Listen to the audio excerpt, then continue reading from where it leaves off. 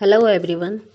हमारा पॉलिटी में आज का टॉपिक है संविधान सभा एवं संविधान निर्माण प्रक्रिया।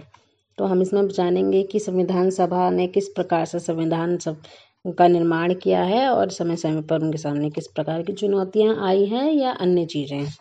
तो हम शुरू करते हैं पहले पॉइंट से। भारतीयों की ओर से संविधान सभा की सर्वप्रथम मांग मई 1934 में रांची में स्वराज पार्टी के द्वारा की गई थी। भारतीयों ने सबसे पहले जो अपने लिए संविधान की मांग की थी, या फिर उन्होंने कहा था कि हमारा जो संविधान है वो हमारी भारतीय संविधान सभा द्वारा बनाया जाएगा, उसकी मांग उन्होंने 1934 में स्वराज पार्टी द्वारा की गई थी।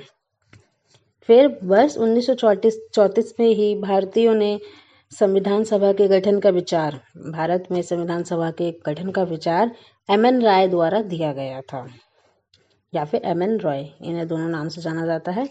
भारतीय राष्ट्रीय कांग्रेस के स्तर पर भी पहली बार पटना में मई 1934 में ही संविधान निर्माण के लिए आधिकारिक रूप से संविधान सभा की मांग की गई। सबसे पहले तो स्वराज पार्टी ने किया, लेकिन उसके बाद अगर हम कांग्रेस पार्टी की बात करें तो उन्होंने भी ये 1934 में ही उन्होंने इस स्वराज पार्टी के बाद इस बात को और ज़्यादा उठाया कि ये बात बिल्कुल सही है, हमें भी अपने लिए अपनी खुद की संविधान सभा होनी चाहिए जिसका निर्माण, भारत के संविधान का निर्माण भारतीयों द्वारा ही किया जा सके, जिसकी पुष्टि 1936 में फैजपुर अधिवेशन में की गई। उन्होंने पहले मांग की थी, उसके बाद जब कांग्रेस का अधिवेशन हुआ 1936 में फैजपुर नामक जगह पर, वहां पर पूरे कांग्रेस पार्टी के सदस्यों ने इसको कंफर्म किया, सबने इस पर अपनी हामी जताई। आगे, एक निर्वाचित संविधान सभा द्वारा भारत के संविधान का निर्माण करने का प्रस्ताव सर्वप्रथम 1942 में क्रिस्प मिशन द्वारा किया गया था। तो जब हमारा जो संविधान सभा होगा वो निर्वाचित होगा, तो इसका जो निर्माण का जो प्रस्ताव था ये क्रिप्स मिशन द्वारा दिया गया था 1942 में। फिर कैबिनेट मिशन योजना आई 1946 में। इसके द्वारा भारतीय संविधान सभा का प्रतिनिधित्वात्मक निर्वाचन के आधार पर गठन किया गया। इसमें मतलब कि जो भी संविधान सभा के सदस्य होंगे वो प्रतिनिधित्व रहेंगे, यानी कि वो रिप्रेजेंटेटिव रहेंगे, उनका इलेक्शन डायरेक्ट इलेक्शन के रूप में नहीं होगा। फिर आगे की कैबिनेट मिशन की जो रिपोर्ट थी, जो कैबिनेट मिशन की जो रिपोर्ट के अनुसार संविधान सभा निर्वाचित होनी थी और प्रांतों का प्रतिनिधित्व जनसंख्या के आधार पर था। तो जो संविधान सभा के जो सदस्य थे निर्वाचित होने थे, और जो प्रांतों से अपना रिप्रेजेंटेशन दे रहे थे वो जनसंख्या के आधार पर था कि किस प्रांत में कितनी जनसंख्या है, उसके आधार पर उनके प्रतिनिधित्व आएंगे संविधान सभा में या मौजूद रहेंगे। इसके तहत मोटे तौर पर हमने एक एस्टिमेट लगाया कि अगर इतनी जनसंख्या है तो इस पर इतने लोगों का चुनाव होगा, जैसे कि 10 लाख व्यक्तियों पर एक व्यक्ति का चुनाव होगा। यानी कि अगर किसी क्षेत्र में 6 लाख जनसंख्या है तो वहाँ पर 60 लाख जनसंख्या है तो वहाँ पर 6 व्यक्तियों का चुनाव होगा, यानी कि 10 लाख पर किसी एक व्यक्ति का चुनाव होगा। क्योंकि अब आपको पता ही है कि हमारे समाज में जो हमारा जो क्षेत्र है, भारतीय क्षेत्र है, अब हर जगह पॉपुलेशन एक समान तो है नहीं, कुछ पहाड़ी एरिया हैं, कहीं पे पानी की मात्रा ज़्यादा है, कहीं कुछ और समस्या है या कुछ भी है, तो वहाँ पर हर जगह जनसंख्या समान रूप से तो मौजूद है नहीं, सब जगह अलग अलग है। तो इसी प्रकार जो राज्यों या प्रांतों का जो प्रतिनिधित्व था वहाँ पे भी हमने एक बेसिक नंबर, एक एवरेज नंबर लिया, जिससे कि कम से कम लोगों का, हर एक प्रांतों का एक रिप्रेजेंटेशन मौजूद हो, ताकि किसी को ऐसा ना लगे कि वो छूट गए हैं या अन्य उनको बाहर निकाला गया संविधान सभा से या कुछ भी। आगे फिर है इसमें कि संविधान सभा की कुल सदस्य संख्या 389 निर्धारित थी, यानी कि 389 इनकी कुल संख्या थी, जिसमें से 296 सीटें ब्रिटिश भारत को तथा 93 सीटें देसी रियासतों को बांटी गई थी या बांटी जानी थी। तो जैसे कि अगर जैसे कि हम जानते ही हैं कि हमारे ऊपर जब ब्रिटिश ने हमारे ऊपर किया था, तो वो पूर्ण जो भारत है उस पर उन्होंने एक प्रकार से शासन नहीं किया था, क्योंकि हमारे यहाँ राजा महाराजा और देश ये जो रियासतें हैं, रजवाड़े हैं, ये मौजूद थे। तो इनका अपना रिप्रेजेंटेशन भी यहाँ पर दिया गया था, और जो इस क्षेत्र पर ब्रिटिश ने अपना शासन किया था, उस क्षेत्र में ब्रिटिश के लोगों की संख्या ज़्यादा थी, या फिर उनकी सीटें की संख्या ज़्यादा थी, क्योंकि उनका क्षेत्र बड़ा था। फिर आगे है कि ब्रिटिश भारत को आवंटित 296 सीटों में से 292 सीटों का चुनाव 11 गवर्नरों के प्रांतों से और 4 का चयन मुख्य आयुक्तों के प्रांतों से किया जाना था। यानी कि इसमें है कि जो 290 सीटें हैं हमारी, उसमें 11 गवर्नरों जो भी प्रांत जिन गवर्नरों को दिए गए थे उसमें से चुनाव होना था, और बाकी जो अन्य 4 सीटें थी उसमें वो मुख्य आयुक्तों के जो प्रांत थे वहां से उनका चुनाव होना था, मतलब हर एक प्रांत से एक। देसी रियासतों के प्रतिनिधित्व का चयन रियासतों के प्रमुख द्वारा किया जाता था, कि कौन वहाँ पर राजा है या और भी अन्य मंत्री जो वहाँ पे हेड है, उसके द्वारा वही यहाँ पर रिप्रेजेंटेड रहेगा। संविधान सभा के लिए चुनाव जुलाई अगस्त 1946 में संपन्न हुए। तो जो चुनाव संविधान सभा के सदस्यों का होना था वो 1946 में जाकर खत्म हुआ। 296 सीटें में से कांग्रेस को 208 सीटें 208, मुस्लिम लीग को 73 तथा छोटे समूह व स्वतंत्र सदस्यों को 15 सीटें मिली।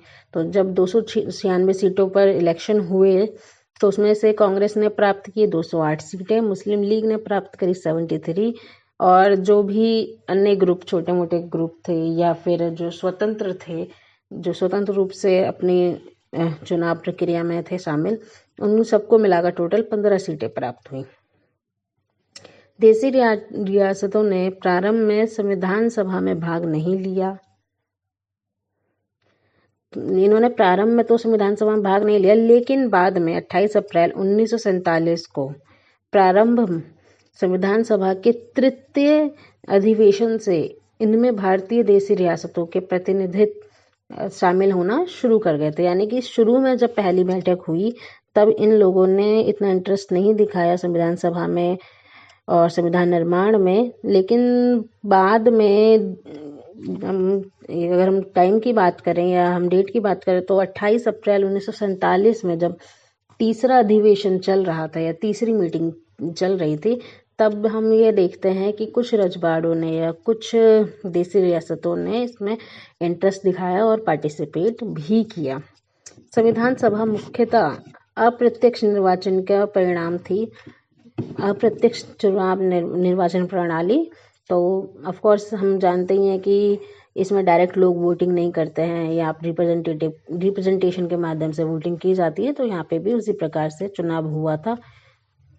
फिर आगे है कि प्रांतों की विधानसभाओं का उपयोग निर्वाचक मंडल के रूप में किया गया था, और यह निर्वाचन वयस्क मताधिकार पर आधारित नहीं था। यहाँ पे ये ध्यान देने वाली बात है कि जब इसके मेंबर्स का जो चुनाव हो रहा था वो वयस्क मताधिकार प्रणाली के माध्यम से नहीं हुआ, जैसा कि आज के समय में होता है कि कोई भी आपका कोई भी धर्म, जाति, लिंग या कुछ भी हो, लेकिन आपकी अगर एक उम्र तय है, जो 18 साल की उम्र है, आप वोट देने के काबिल हैं आप।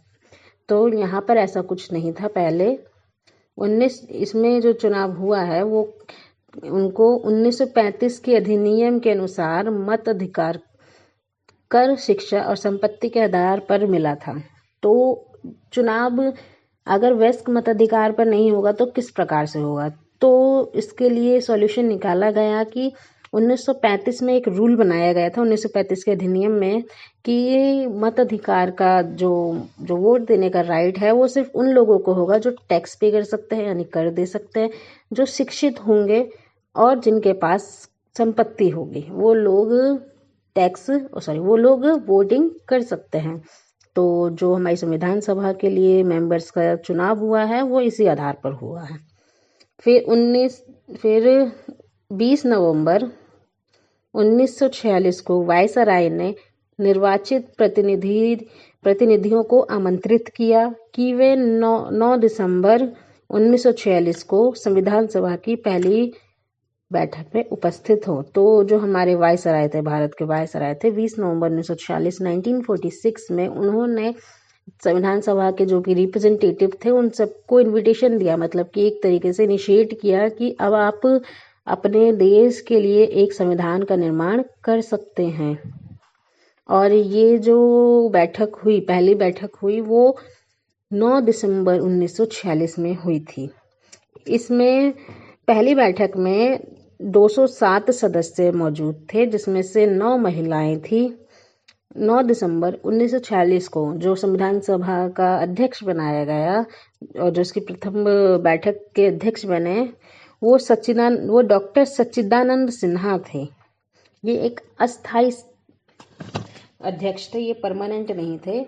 लेकिन 11 दिसंबर को, उसके ही 2 दिन बाद, उसी वर्ष उसी महीने में एक परमानेंट चीफ बनाए गए या एक अध्यक्ष बनाए गए, वो थे डॉक्टर राजेंद्र प्रसाद। ये भी सिलेक्शन के माध्यम से, और ये भी चुनाव हुए संविधान सभा के लोगों के द्वारा वोटिंग हुई कि किसे बनाना चाहिए। तो जब डॉक्टर राजेंद्र प्रसाद को चुना गया तो उनके अगेंस्ट किसी ने भी वोट नहीं किया, यानी कि पूरी की पूरी संविधान सभा चाहती थी कि उनका, मतलब वो उन्हें चुनना चाहती थी, उन्हें अध्यक्ष के रूप में चुना, पसंद किया उन्हें। फिर 13 दिसंबर 1946 को जवाहरलाल नेहरू ने संविधान सभा में उद्देश्य प्रस्ताव प्रस्तुत किया, जो हमने पहले डिस्कस किया हुआ है, भारत की प्रस्तावना। हाँ, तो उन्होंने इसे प्रस्तुत किया, इसके ऊपर चर्चा हुई और 22 जनवरी 1947 को संविधान सभा द्वारा इसे पारित कर लिया गया। उन्हें ये पसंद आए तो उन्होंने इसे पारित किया। अब आगे है कि माउंटबेटन योजना, जो कि 3 जून 1947 के तहत विभाजन करना था भारत का, तो उसे माउंटबेटन योजना कहा जाता है भारत के विभाजन को। और इसके लिए एस्टिमेट डेट दी गई थी 3 जून 1947। हालांकि भारत को आज़ादी 15 अगस्त को प्राप्त हुई है, तो इससे कई महीने पहले की डेट है ये।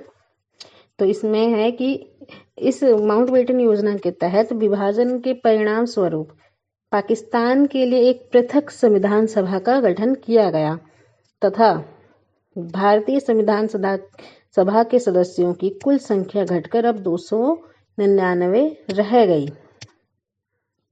जिनमें भारतीय प्रांतों के 229 प्रतिनिधि और रियासतों के 70 प्रतिनिधि थे। जैसा कि हमने शुरू में पढ़ा था कि जो टोटल स्ट्रेंथ थी सदस्यों की, वो 389 थी, यानी 389 थी। हालांकि कांग्रेस के उसमें 207 मेंबर थे। तो जब माउंटबेटन योजना के तहत ये कहा गया था कि भारत अपने लिए अलग से एक संविधान सभा का निर्माण करेगा और अपने संविधान का निर्माण करेगा, उसी प्रकार पाकिस्तान को भी ऑफर दिया गया था कि वह अपने लिए एक अलग संविधान सभा का निर्माण किया, क्योंकि ये कंफर्म कर दिया गया था कि भारत और पाकिस्तान का बंटवारा किया जाएगा और जब वो 2 राष्ट्र बनेंगे तो फिर उनके लिए अलग अलग संविधान भी बनेंगे। तो जो 389 सदस्य थे, उसमें से भारत में टोटल 299 सदस्य ही बचे थे। बाकी जो सदस्य थे वो पाकिस्तान की संविधान सभा निर्माण के लिए उन्होंने पाकिस्तान को चुना था। और उस 299 में भी 70 जो देसी रियासतें थे, बाकी जो भारत के प्रतिनिधि जिनका चुनाव किया गया था वो लोग थे। फिर आगे हम ये देखते हैं कि भारतीय संविधान के निर्माण और उसके अंगीकृत होने तक संविधान सभा को कुल 2 वर्ष 11 माह 18 दिन का समय लगा था।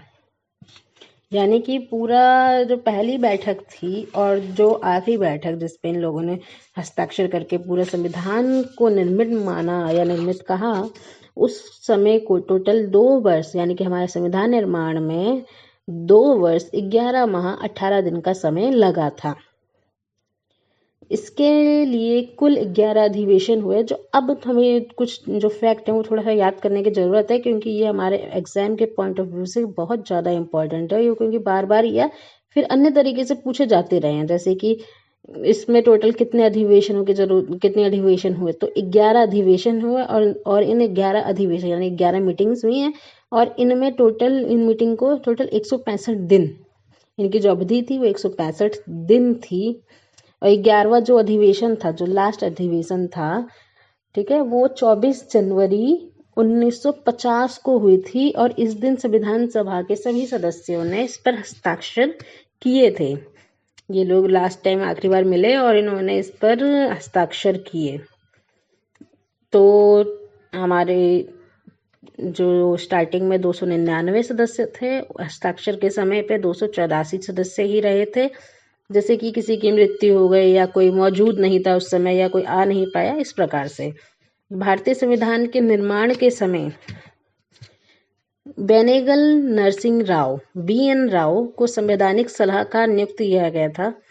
BN राव के नाम से तो हम इन सभी को पहचानते हैं। अगर इनका पूरा नाम पूछा जाता है तो इनका नाम था बेनेगल नरसिंह राव। ये हमारे संवैधानिक सलाहकार नियुक्त किए गए थे जब हमारा संविधान निर्माण प्रक्रिया में था, जब वो निर्मित हो रहा था। 26 नवंबर 1949 को भारत के लोगों द्वारा संविधान को अंगीकृत, अधिनियमित और आत्म अर्पित किया गया था। यानी कि भारत के लोगों द्वारा इसे अपनाया गया था, क्योंकि जब हम प्रस्तावना पढ़ते हैं तो उसमें भी इसी दिनांक, इसी डेट का ही जिक्र किया गया है कि भारत के लोगों ने 26 जनवरी को 1949 को इसे अंगीकृत किया था। अब आगे देखते हैं कि इसको पूर्ण रूप से, संविधान को पूर्ण रूप से 26 जनवरी 1950 को लागू हुआ। ये तो हम सभी जानते हैं। तो इसी उपलक्ष्य में हम अपना संविधान दिवस मनाते हैं 26 जनवरी को, क्योंकि हमने इसे अपनाया था। भारतीय संविधान सभा में कुछ महिलाएं थी, जैसे मैंने आपको पीछे बताया था कि 9 महिलाएं थी, लेकिन अब इनकी जो संख्या है वो बढ़ गई थी, तो अब ये 15 थी। तो इनके नाम मैं पढ़ देती क्योंकि इनके नाम पूछे जाते हैं।